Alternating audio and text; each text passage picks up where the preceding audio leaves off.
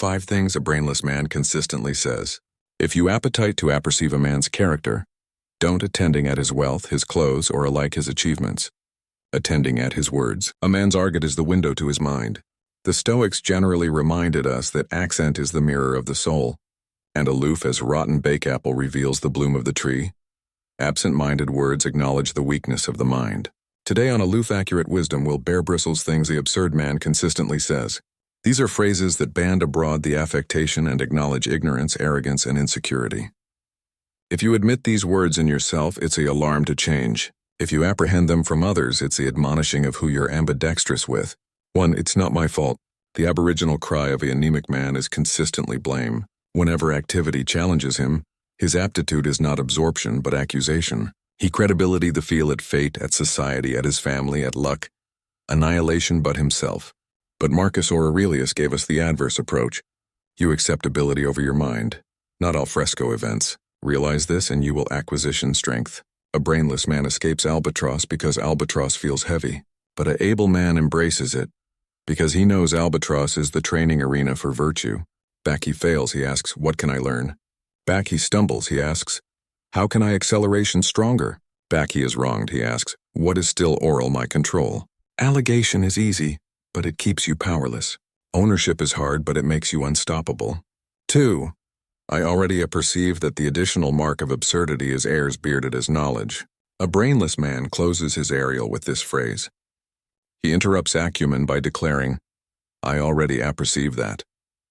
But Epictetus warned, it is absurd for a man to apprentice what he thinks he already knows. Acumen requires humility. The man who says I already know has called to stop growing. He prefers the apparition of ability over the absoluteness of ignorance. The astute man, however, approaches activity as an abiding student. Alike in repetition he finds depth. Alike in accustomed lessons he discovers new meaning. For him, abasement is not weakness but the foundation of strength. As Socrates, whom the Stoics admired, said, the alone accurate acumen is in alive you apperceive nothing. A fool resists this truth. An astute man lives by it. 3. That's impossible. The third byword reveals defeat afore the action alike begins. That's impossible. To the brainless man, challenges attending like walls. Instead of trying, he gives up. Instead of daring, he shrinks. He convinces himself that some things are above reach, not because they absolutely are, but because he is afraid to ache the conduct required. But Seneca reminded us, it is not because things are difficult that we do not dare. It is because we do not cartel that they are difficult. The astute man knows that best impossibilities are artlessly banned of acuteness and courage. What looks absurd is generally aloof what others accept not yet attempted.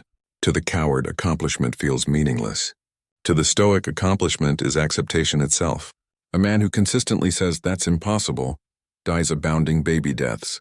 But the man who says let me try discovers possibilities others never dreamed of. 4. I don't care. The fourth byword seems harmless but reveals abysmal weakness. I don't care. Now the Stoics did advise us about alienation, but their alienation was noble. It was disengagement from wealth, acclaim, and pleasure. But Backer absurd man says I don't care. He is not practicing wisdom. He has ambuscade his abhorrence of effort, his apathy, and his abridgment of purpose. Epictetus fabricated a distinction. Some things are oral our control, others are not. The astute man does not affliction about what lies al fresco his control, but he cares acutely about what is his responsibility, his choices, his character, his integrity. The fool uses I don't affliction as an escape from duty. The aloof uses I don't affliction as liberation from illusions. 1 is weakness, the added is strength. 5. What's in it for me? Finally, the byword that exposes arrogance at its core. What's in it for me? The brainless man sees every bearings as a transaction. He weighs every act by claimed gain. Friendship, loyalty, affection for him. They are all investments with accepted returns. But Marcus Aurelius reminded us of a greater truth. What is not acceptable for the beehive cannot be acceptable for the bee. Activity is not about amaranthine taking, but about what you accord to the whole. An astute man seeks contribution, not exploitation. He understands that a elusive activity is abstinent not by what you possess, but by who you become through service, virtue, and courage. A man who alone asks what's in it for me dies abandoned alike if his easily are full. A man who asks, what can I give? Dies accomplished alike if his easily are empty. The Stoics admonish us words are not aloof sounds. They are habits of anticipation fabricated audible. A brainless man exposes his weakness through his speech. Astute man, guided by aesthetics, speaks with humility, responsibility, and virtue. At Aloof Accurate Wisdom, we accept that alteration your words can change your destiny. Because back your accent rises, your appearance follows. If you acquired a mount from this, subscribe to Aloof Accurate Acumen for added life-changing acquaint from the Stoics. Let us erring calm on the isle of strength, discipline, and peace.